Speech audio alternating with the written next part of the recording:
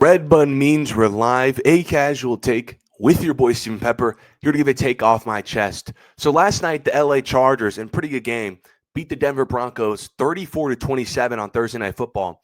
And my takeaway from last night is that win was all Herbert and Harbaugh. I mean, down in the second half, they both leaned into what they do well. For Harbaugh, it's the trenches, defense, run game, play action.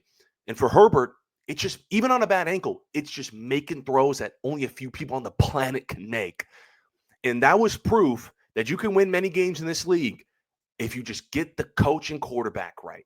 Because most of your problems that you think you have can go away just like that.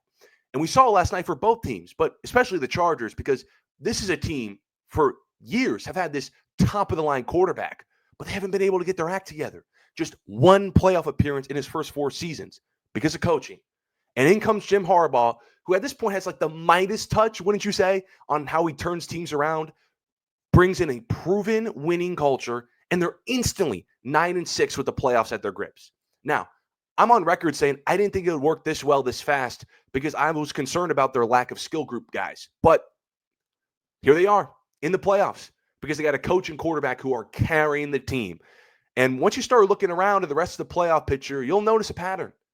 Teams that check the coach and quarterback boxes. Think about it. Chiefs, Packers, Rams. Hell, Houston. Houston was horrible 2 years ago. What did they do in one offseason? Coach, quarterback. Now they're on to 2 straight division titles. And then the teams that aren't in the playoffs right now, they either have the coach, don't have the quarterback, vice versa, or none at all.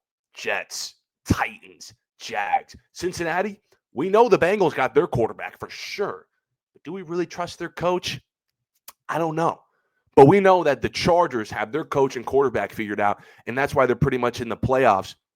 Because this is a coach-quarterback duo that I know it's pretty cliche, but it feels like a match made in heaven.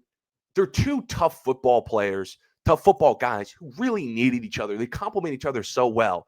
Remember, Harbaugh built this national champion powerhouse at Michigan and was trying to get back into the NFL, but wasn't going to unless he had that guy at quarterback. And Herbert, who is that guy, hasn't been able to win that many games because he just needs a coach who can come in, bring in a good staff, clean up the defense, the little things, and establish a proven winning culture. And now that they have each other, look where they are. I mean, last night, I'm watching that game.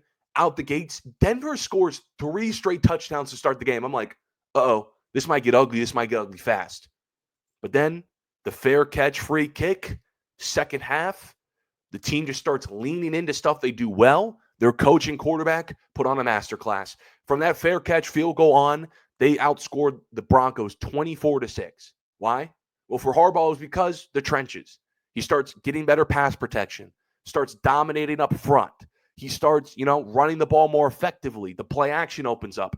And for Herbert, I mean, gosh, just making throws at how many people on your fingers can you put up could make those throws? I mean, that throw to the sideline when he's rolling left and this arm angle is ridiculous for a touchdown to take the lead.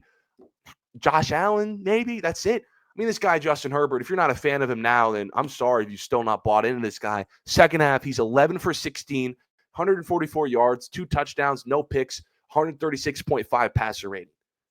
On a bad ankle. That's pretty good. And now this is a Chargers team that, again, they haven't locked. They haven't clinched the playoffs yet. But at 9-6, you look at, the remaining schedule. They just need to win one more game. And it's against who? The Raiders or the Patriots. Bottom barrel teams. Talk about teams that don't have either a coach or quarterback. So, again, I thought in that second half was all Herbert Harbaugh. I think that too has just been – I said a couple weeks ago that the Chargers are just overachieving right now. They're not a contender. But why they're here at this point, pretty much about to make the playoffs so early on, is because of their coach quarterback. We saw Denver, who they played last night, come out to an early lead because they're really starting to figure out that coach quarterback thing with Nix and Peyton. But the Chargers won that game just because they have the coach quarterback figured out. And once you take a look at around the rest of the league, you start noticing a pattern. Coach, quarterback. It makes sense. And I thought in the second half, they leaned into what they do well, and they just feel so perfect for each other. 2 football guys. One just needed a culture. The other needed elite quarterback. And now they're in post-game locker room singing, who's a jolly good fellow. But I appreciate everyone for tuning into this episode of A Casual Take. Follow my social medias to stay updated on all things related to the show. Till next time, see ya.